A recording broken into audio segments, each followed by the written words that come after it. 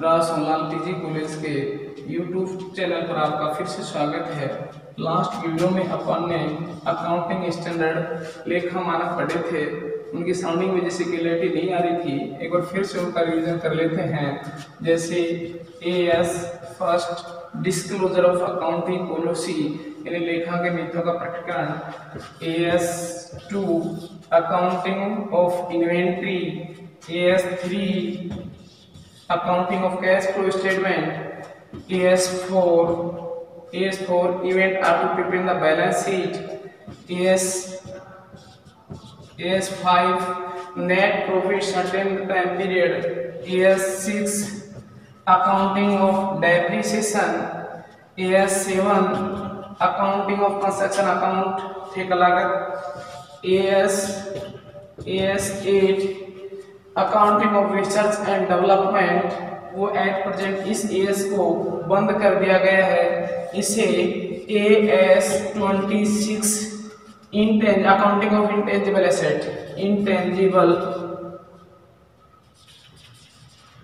Intangible assets में शामिल कर दिया गया है।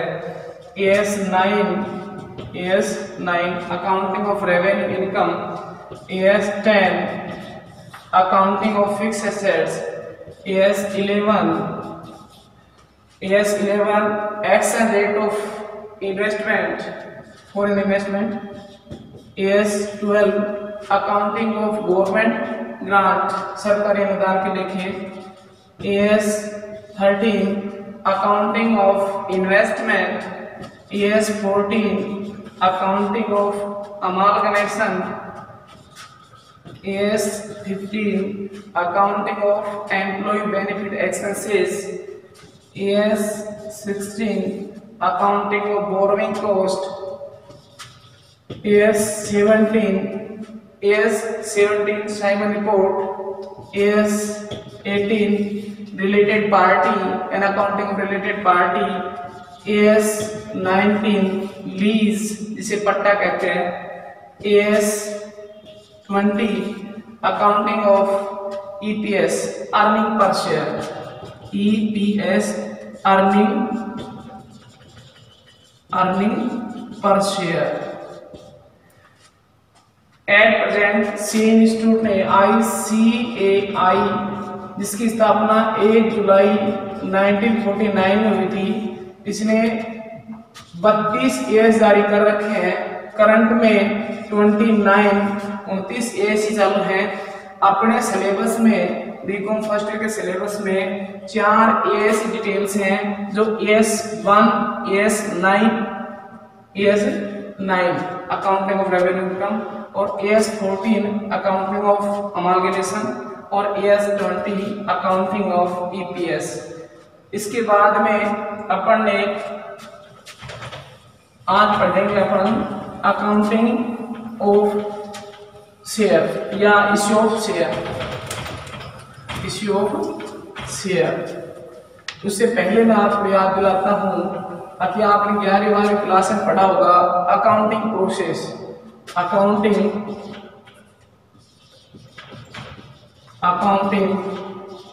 प्रोसेस क्या होती है।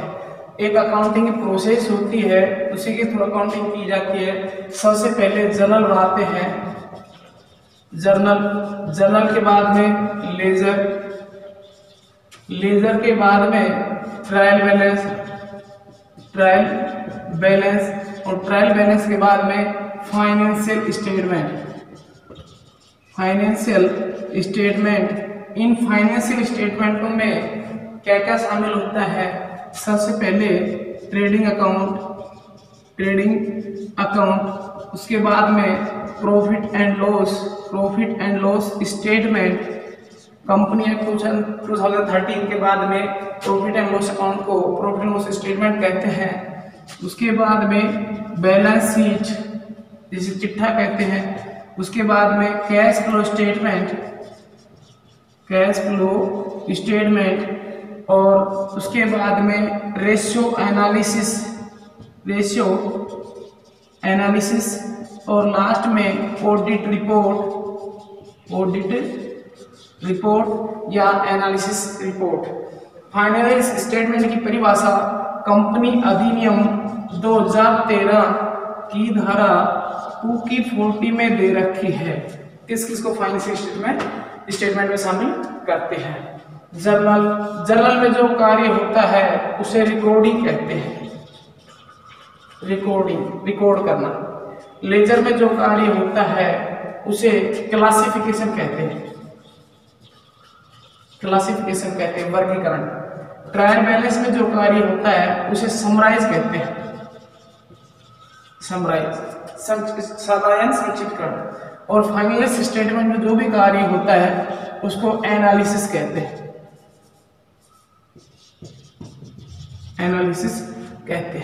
तो ये अकाउंटिंग प्रोसेस थी। तो accounting of issue of share के संबंध में सबसे पहले जर्नल बनाते हैं, और जर्नल का फॉर्मेट क्या होता है, और अकाउंट यानी शेयरों के संबंध में क्या क्या प्रविष्टियां होती हैं, क्या क्या लेखांकन किया जाता है, उनके संबंध में अपन एंट्री करेंगे। तो सबसे पहले इश्यू ऑफ शेयर। कोई भी कंपनी अधिनियम 2013 के बाद में अपने शेयरों को 2 तरीके से इश्यू कर सकती है। पहला इश्यू या शेयर इश्यू एट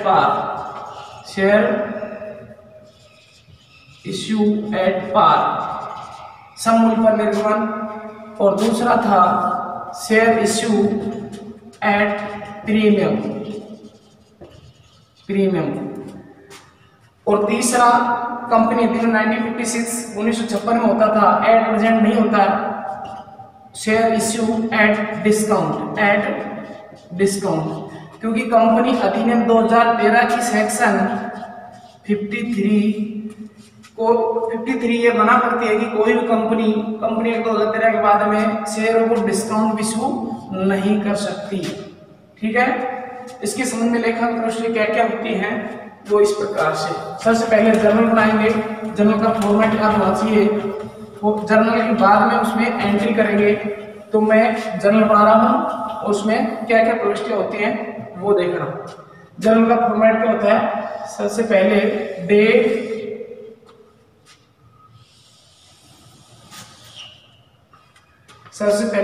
आएगी, date particular LF ledger folio, और अमाउंट के 2 कॉलम डेबिट और क्रेडिट।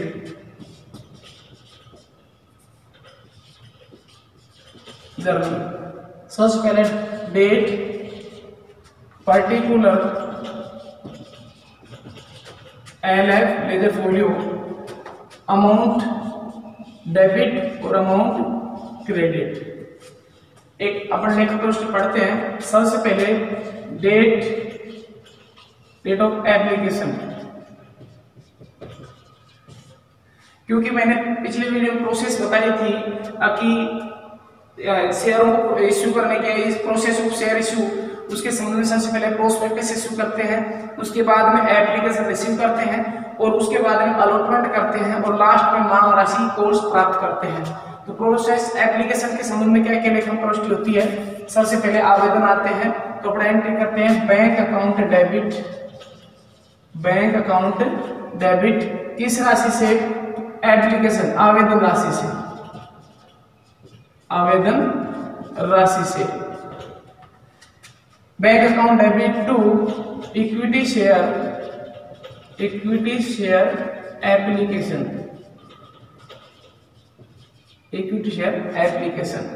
नरेशन जाएगी be equity share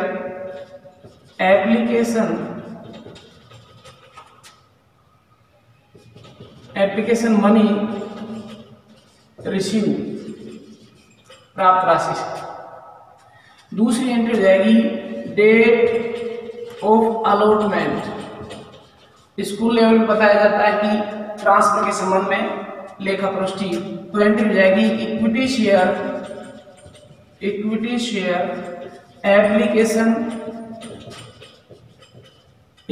application account debit, equity share application account debit to equity share capital,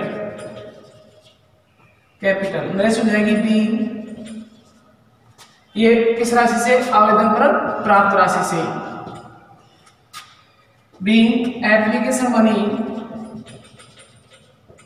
application money transfer to share capital, share capital.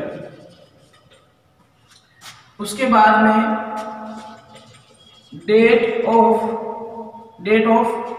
Allotment due, date of allotment due, उसके संबंध में लेखा प्रश्न क्या होती है तो देखना, इक्विटी शेयर ये सारी एंट्रियां इश्यू एट पार या share issue at par, share issue at par, सब मूलभूत लेखों के संबंध में बता रहा हूं। Equity share allotment account debit to equity share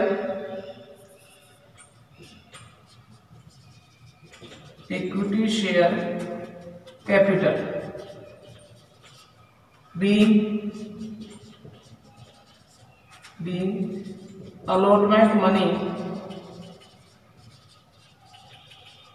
due at par, due and share issue at par, and share issue at par।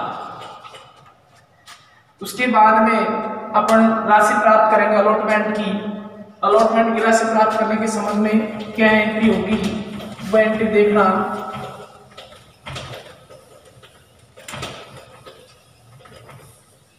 Allotment प्राप्ति में कैश आएगा तो बैंक अकाउंट, यानी लिखेंगे डेट ऑफ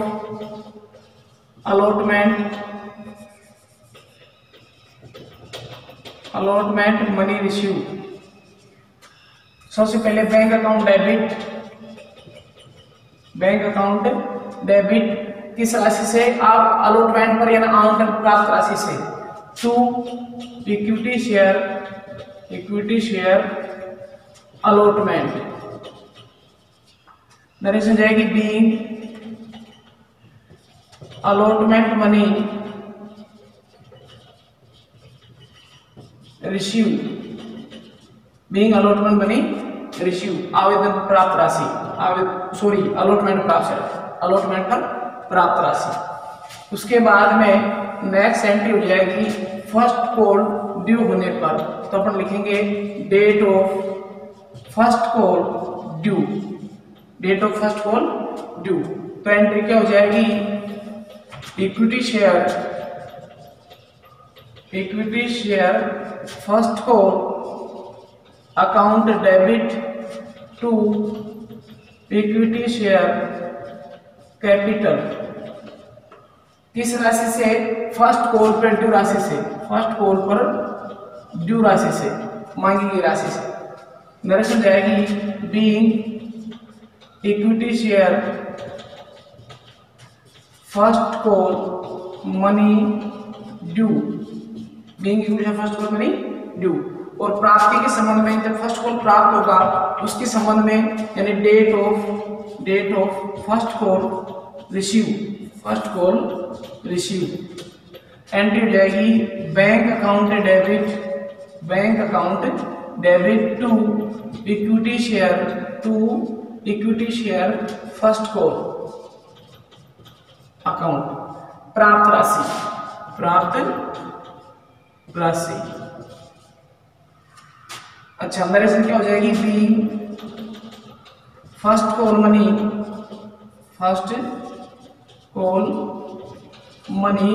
रिसीव, और लास्ट में सेकंड एंड फाइनल कॉल या third and final call जितनी भी मांगे हो सकती हैं उनके संबंध में लेखा क्या होगा, तो डेट ऑफ फाइनल कॉल, चाहे वो सेकंड भी हो सकती है, थर्ड एंड फाइनल भी हो सकती है, या सामान्यतः 3 ही कॉल बताई जाती है, 4 भी हो सकती है, 5 भी हो सकती है, तो लास्ट में date of second and final call due. तो एंट्री क्या हो जाएगी, equity share second and final call account debit to equity share capital. किस राशि से? ड्यू अमाउंट से, यानी देय राशि से, देय राशि जो फाइनल कॉल को मांगेंगे उस राशि से। नरेश हो जाएगी be equity share second and final call receive, second and final call receive. ये राशियां प्राप्त होने के बाद में कंप्लीट राशि प्राप्त हो जाएगी, अपना एंट्री कर लेंगे। इसके बाद में अपने को लेजर बनाई जाती है, तो लेजर में प्रत्येक अकाउंट का अलग से डिटेल होती है, प्रत्येक अकाउंट की अलग से डिटेल होती है। यदि किसी क्वेश्चन में पूछ ले कि लेजर बनाई या ऐसा कह दे क्वेश्चन के अंदर कि आप कैश बुक अलग से बनाइए, तो ये बैंक के संबंध में जितनी आपने एंट्री की थी वह एंट्री इसमें नहीं आएगी। जर्नल के साथ साथ यदि कैश बुक पूछता है तो जितनी बैंक की एंट्री की थी वो बैंक की एंट्री इसमें शामिल नहीं होगी। नेक्स्ट वीडियो में अपन प्रैक्टिकल क्वेश्चन पढ़ेंगे, इसके बाद में आगे डिटेल से बैलेंस शीट बनाएंगे according to company act 2013 under section 129 schedule number 3 में बैलेंस शीट का फॉर्मेट दे रखा है, उसके अकॉर्डिंग बैलेंस शीट सीखेंगे। Thank you.